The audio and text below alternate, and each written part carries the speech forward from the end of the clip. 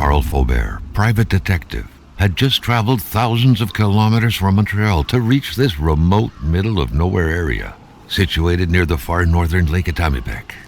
Granted, this was a great distance to cover for a sole client, but word had it that he was a particularly wealthy one.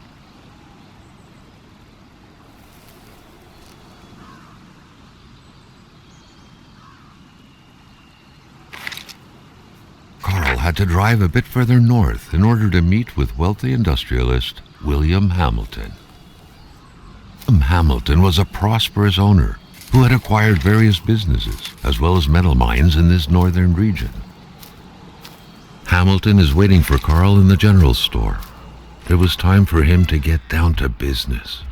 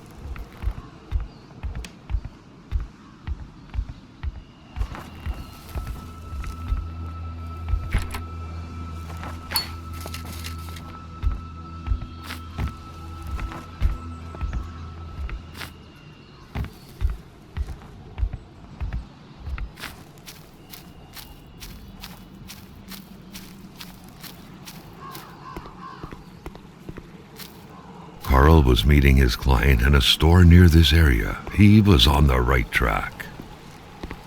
Hamilton never mentioned a road-blocking barrier. Why was it needed here in the back of Beyond? That would, however, be a mystery for another day. Carl had waited long enough for someone to come and raise it.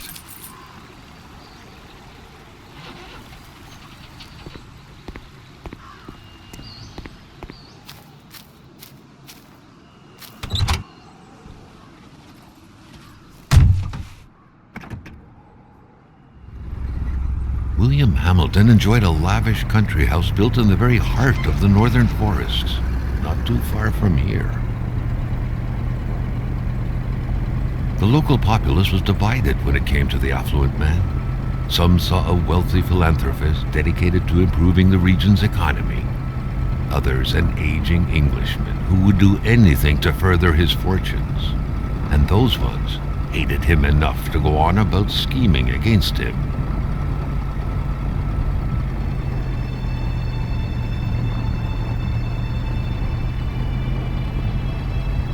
Carl was not made aware that winter would come early this year. The North made clear who was the boss up there: snow, which didn't care much about the date when it felt like dumping its first load of the year.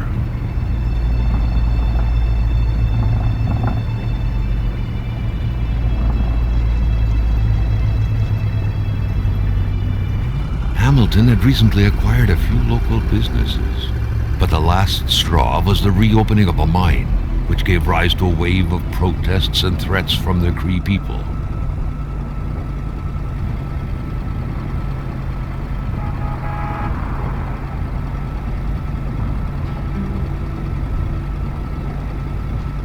Given these circumstances, Carl reckoned that a good number of people must be feeling compelled to oppose Hamilton in one way or another.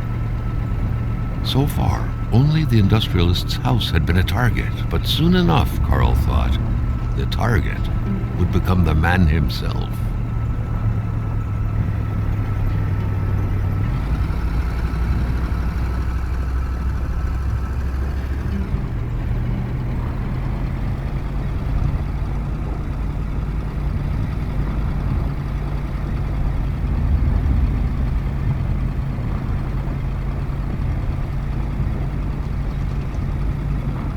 The truck was running on fumes. Good thing that the general store was close by.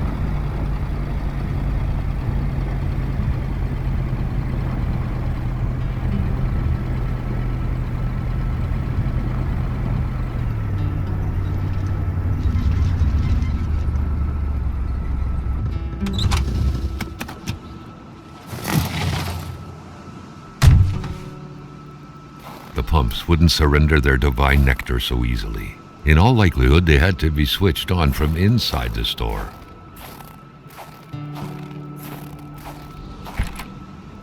A milkman had to drive by every week to fill the bottles. The fresh milk indicated a recent visit.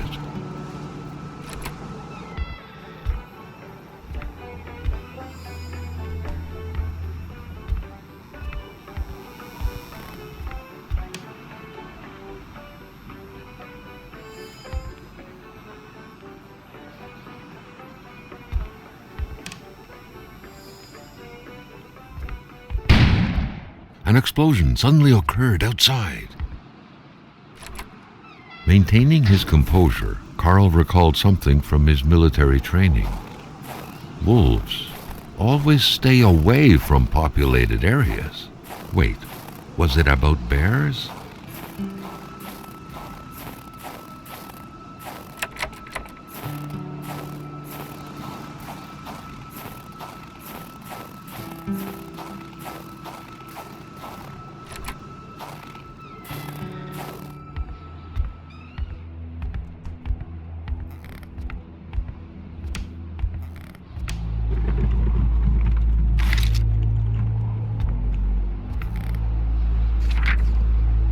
Gilles Lachance, Carl recollected, was the general store's manager.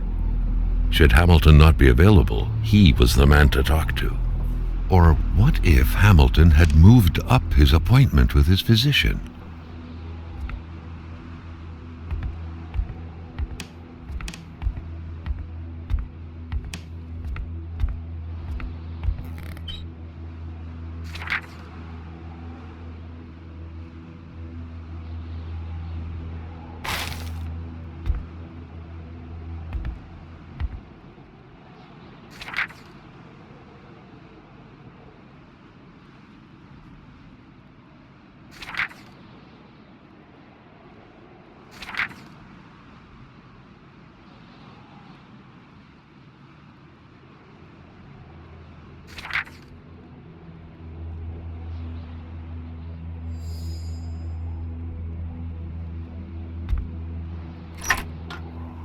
The note explained that the garage and the store couldn't be supplied with electricity at the same time.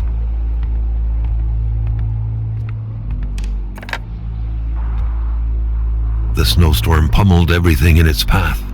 Carl was not surprised when he heard no tone.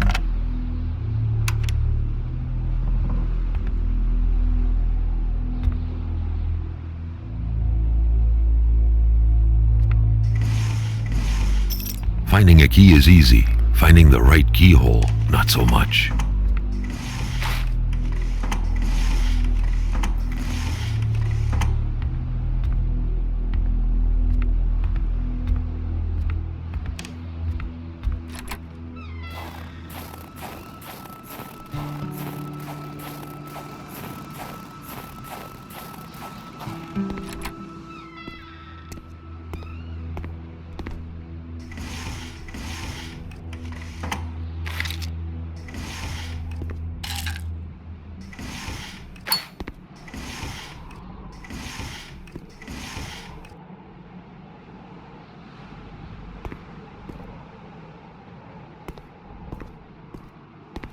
Staring intently at the controls won't be enough to make that lift budge. The poor thing was out of power.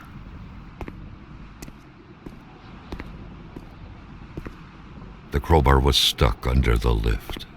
Notwithstanding Carl's imposing stature, car lifting wasn't part of his skill set yet.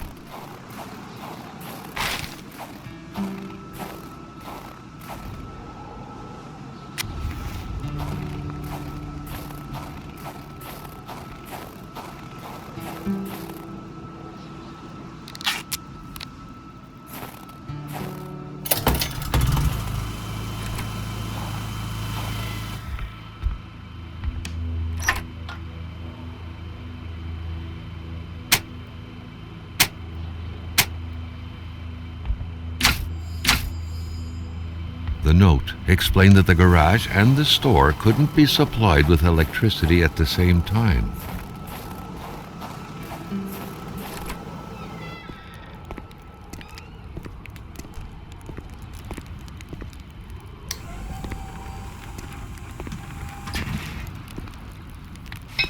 At long last, the crowbar was within Carl's grasp.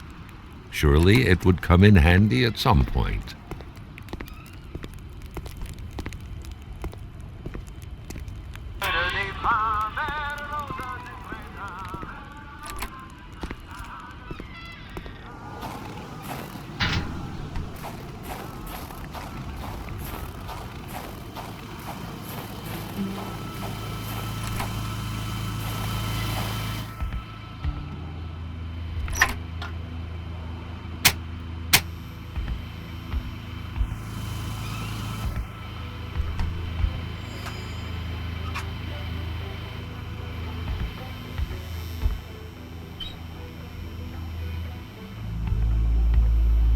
Amateur hunters showing some pride at having killed a nice pelted beast. With men like this roaming the area, wolves would become extinct within 10 years, Carl thought. A nice picture of the Magasin Lachance store, seemingly taken the day it was first opened. It feels frozen in time, from an era long forgotten. Jumping from that height was akin to tempting death. Perhaps that man on the snowmobile had seen enough of this world already.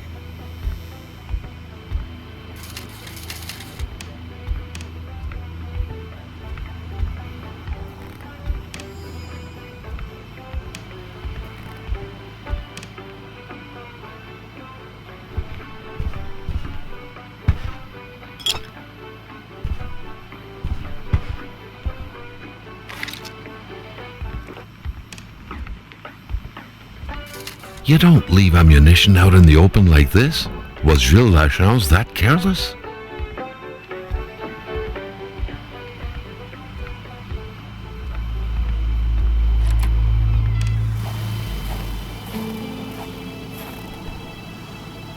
The Polaroid, Carl's long-standing and faithful ally, had seen its share of husbands caught red-handed cheating. There's always something out there waiting to be snapped away.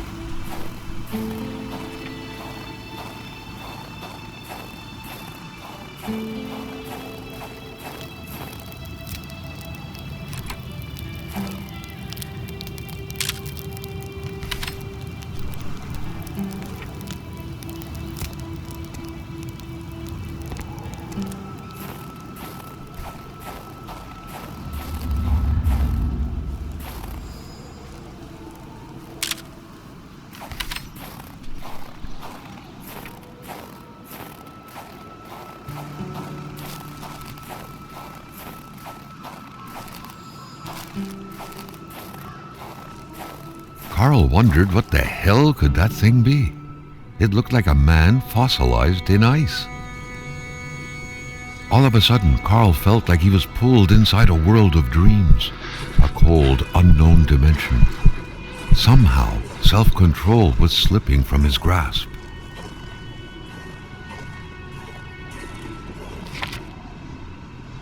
To all appearances, this was a hunting log. Better yet, a war diary.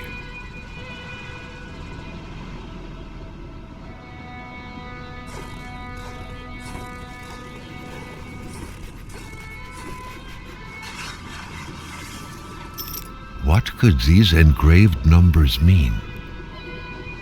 A fresh path suddenly appeared before Carl.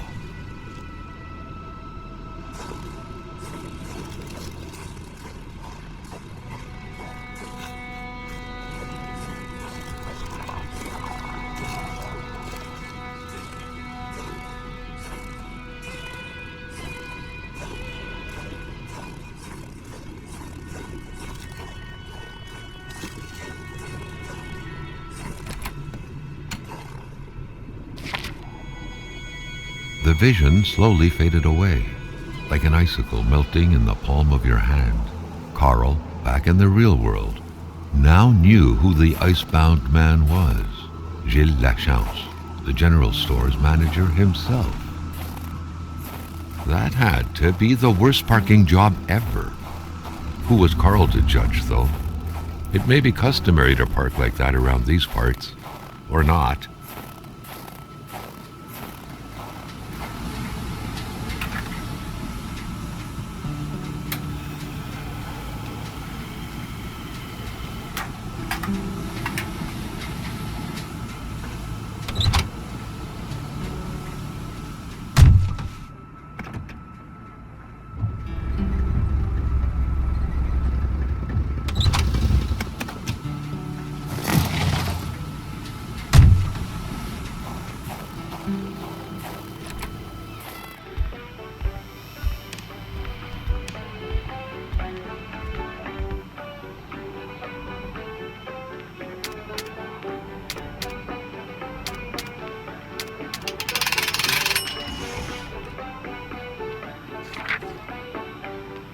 according to that log, it seemed like the whole village owed some money to the general store.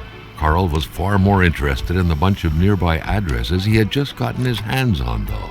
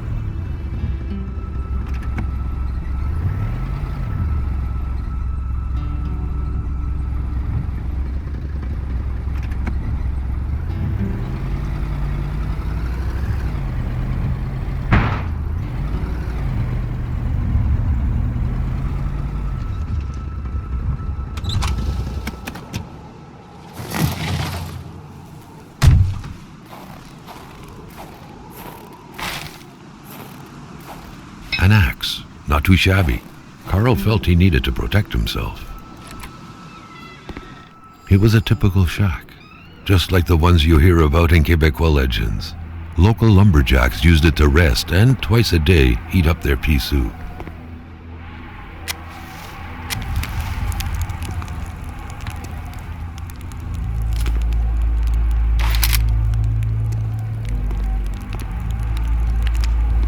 Who quits a game one step away from victory?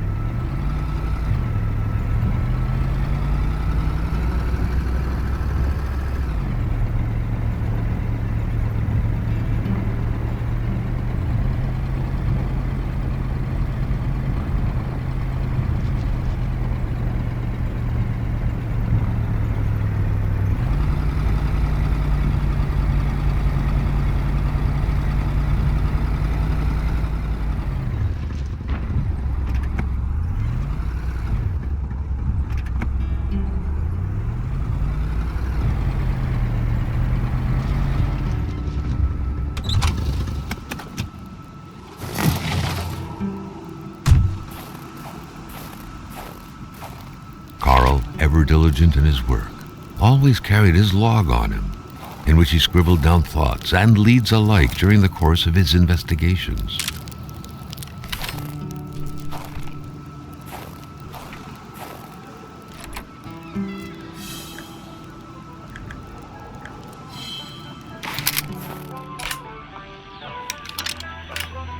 Without a single window to brighten things up, the inside of the cabin was almost pitch black. Beware of close encounters of knee and furniture. Solitaire, a card game only hermits can truly enjoy. Carl felt depressed at the thought of playing this.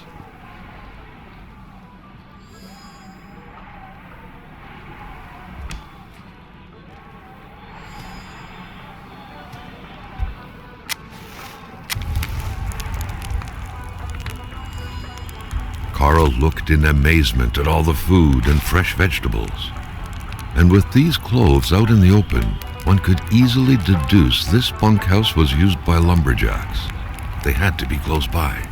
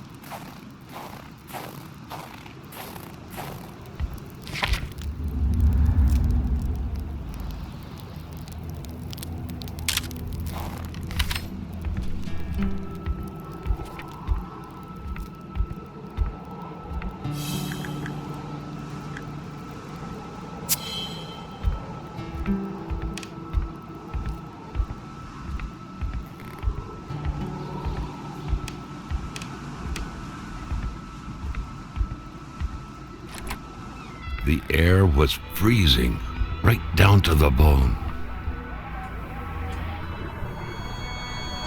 Carl felt a cool, tingling sensation in his back.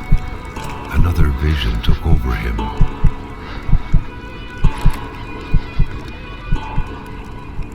Something was hidden under the stairs.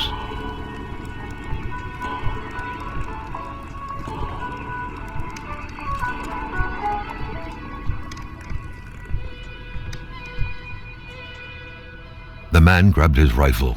Carl felt a sense of dread in him.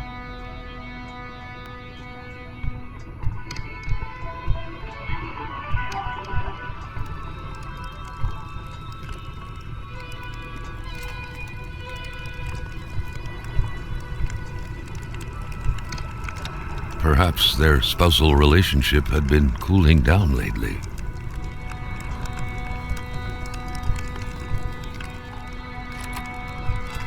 It seemed like secrecy was commonplace in this house.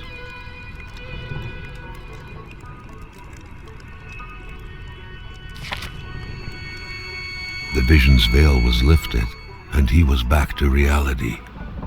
A reality in which Giselle, Gilles' loving spouse, was motionless, frozen in ice.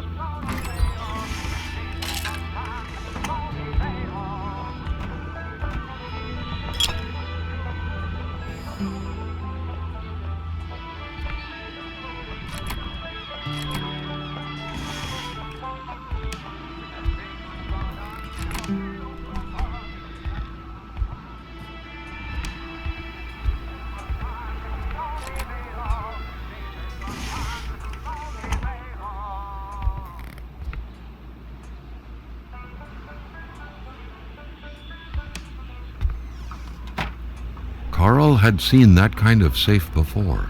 With its double-layered security system blending letters and numbers, its code couldn't be broken by the common burglar.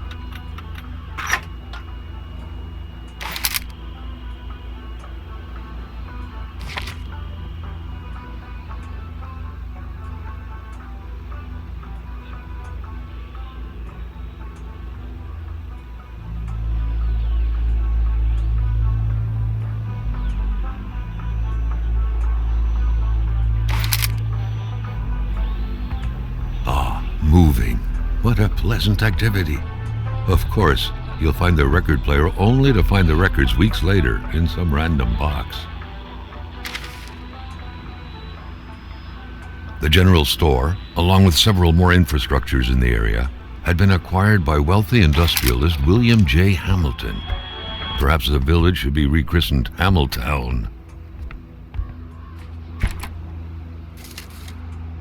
Beautiful portrait of Gilles and Giselle, bound together by the chains of conventional love. The cross looked after a marriage's well-being and served as a motivator to uphold the priest's sermons calling for more little worshippers on one hand and cautioning against guilty pleasures on the other. Indeed, the Lachances were still part of the God-fearing generation.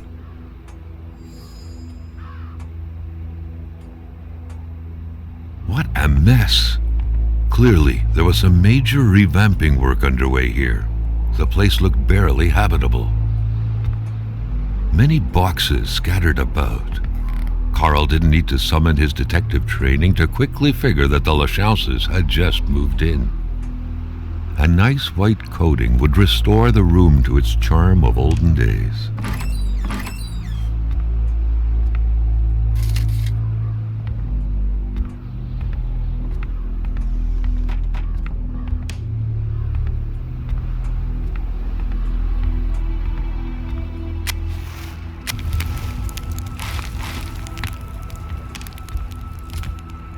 Looks like the holes in that puzzle are there to stay.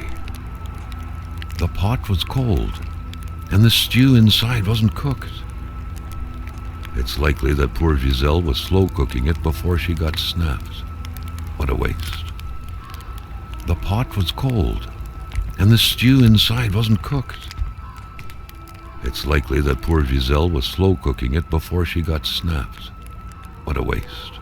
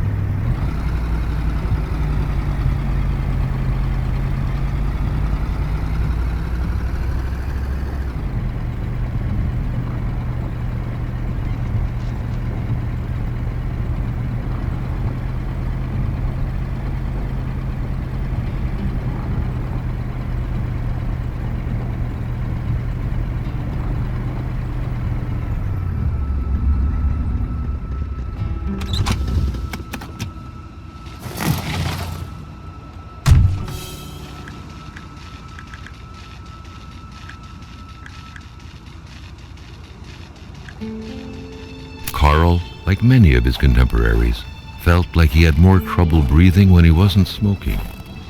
Cigarette was his own personal breathing assistant.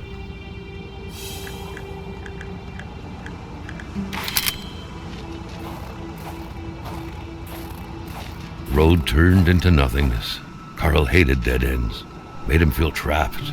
It seemed like the lake managed to completely swallow the road.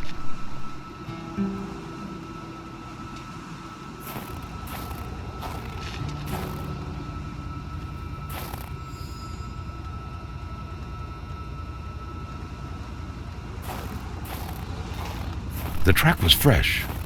That meant the car sunk down just a little while ago. Now where the hell could the passengers possibly have gone?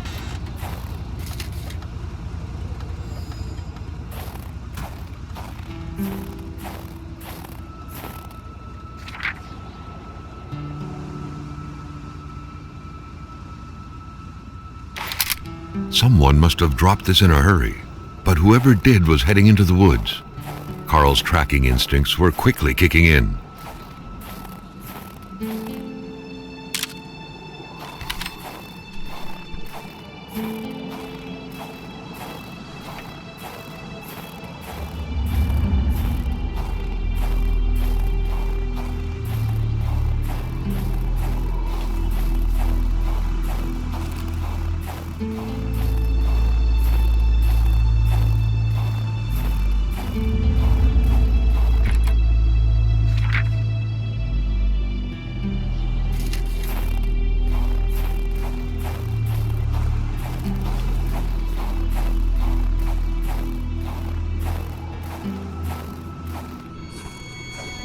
Carl knew why he was suddenly shivering.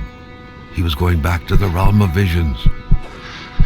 Carl had no issue recognizing the spirit-like figures, but he couldn't figure out what they wanted from him. The phantom, freed of reality's shackles, vanished in the forest. Earlier, Carl had witnessed a tragedy that befell it. Another phantom disappeared in the wilderness. Carl had seen what happened to it too.